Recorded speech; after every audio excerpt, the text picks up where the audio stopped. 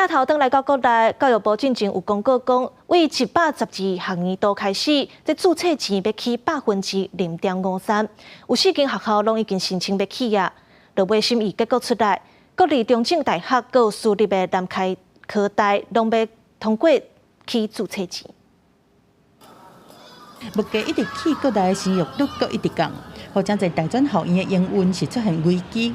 教育部进前是公告讲，112学年度大学的学杂费是起0.53%，随到4间学校申请要调起。后来也跟学生也同意了，我们要把所有的这一次的调涨的费用都用在学生的奖助金与教学设施方面。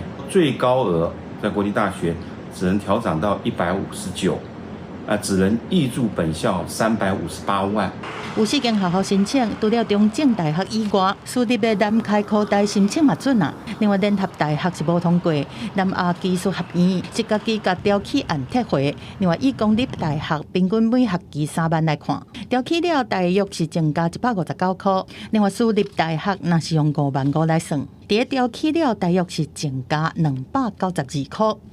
97年到现在大概14年没有涨了，所增加0.53% 的一个学杂费调涨大概在学校的一个学费收入上呢会增加290多万。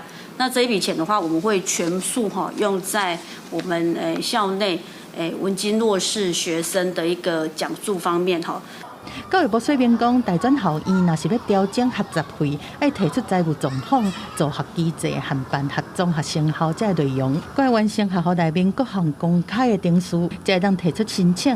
后壁还要求学校要确实照自用计划来执行，而且还要甲经费的使用，还有对学生的影响，和所有的师生拢确实会当了解。记者综合报道。